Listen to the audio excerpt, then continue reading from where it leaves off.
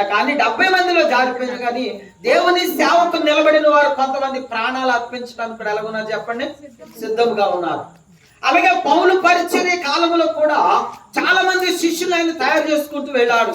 అందులో కొంతమంది నిలబడిన వారు ఉన్నారు. ప్రియమైన దేవుని బిడ్డలారా, ఆ నిలబడిన వారిలో ఎపఫ్రాదితు ఈ శిష్యుడు దేవుని సేవలో చేస్తున్నప్పుడు మరణానికి లోనైపోయాడు.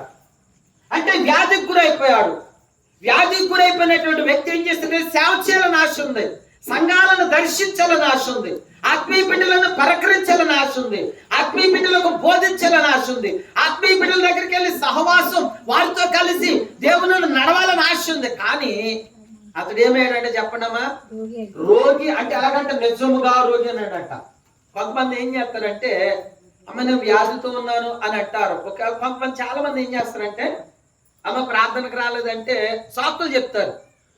తుమ్ము వచ్చిందని, దగ్గు వచ్చిందని, రొంపట్టిందని, ఏమండి ఏదో ఒక రకాలుగా సాకులు చెప్తూ దేవుని మందిరాన్ని ఏం చేస్తారు చెప్పండి, ఆ రోజు విడిచిపెట్టేస్తారు. కానీ ఏదో ఒక రోజున తప్పనిసరిగా ఏమో చెప్ప మనం అన్న మాట మనకి తిరిగి వచ్చేస్తుంది. కాబట్టి మనం ఎప్పుడు కూడా దేవుని సన్నిధిని తప్పించుకోవటానికి అబద్ధాలు చెప్పకూడదండి. రాలేకపోయామా, ఎందుకు రాలేకపోయామో ఓకే అంతే. అంతేగాని లేనిపోని బలహీనత మన మీద పెట్టుకుని మనం దేవునికి దూరం అయిపోకూడదు, దేవుని ఆశీర్వాదం దూరం అయిపోకూడదు, దేవుని శాపాలు తెచ్చుకునే వారు ఉంటాం. ప్రియమైన దేవుని బిడ్డలు, నిజముగా అతడు ఏమైనాడు చెప్పండి, కానీ అని రాయబడింది అక్కడ. కానీ అంటే అతను ఏమని చెప్పండి, ఆసక్తి ఉంది. ఏముందమ్మా చెప్పండి, ఆసక్తి ఉంది. అంటే నువ్వు వ్యాధిగ్రస్తుడు అయినా, రోగిష్ఠువైనా, బలహీనుడు అయినా, లేవలేని స్థితిలో ఉన్నా, నడవలేని స్థితిలో ఉన్నా, నీ శరీరం మీద ఉన్న వ్యాధి కావచ్చు, నీ మనస్సు మీద ఉన్నటువంటి ఒత్తిడి కావచ్చు, అది నీవు ఒక్కసారి ఏం చేయాలంటే దేవునికి నీవు తెలియచేయాలి. ఒక మాట మనం చదువు చూడండి, సమయంలో గుర్తుకొచ్చింది. కీర్తనల గ్రంథము 41వ కీర్తన 8వ వచనం చూడండి. కీర్తనల గ్రంథము 41వ కీర్తన 8వ వచనం. అబ్బాయి మీ దగ్గర బైబిల్ లేవా?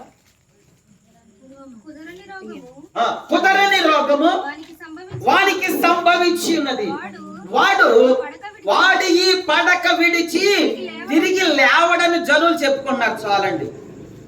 ఏమైందని చెప్పండి, కుదరని రోగము వాడికి సంభవించింది. కాబట్టి వాడి మంచాన్ని విడిచి ఏం చేయాలంటే జనులు చెప్పుకుంటున్నారు. అంటే ఏమవడని, ఇంకా తిరిగి నడవడని.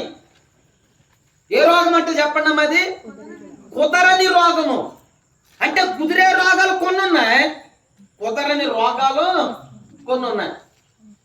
అంటే మనకు వచ్చిన వ్యాధి ఏదంటే కుదిరిన రోగమా, కుదరని రోగం అంటే 2 రోగాలు ఏదో ఒకటి మనల్ని ఏం చేయాలి చెప్పండి అమ్మా, అంటించుకుని ముంటించుకుని వెళ్ళిపోతూ ఉంటది.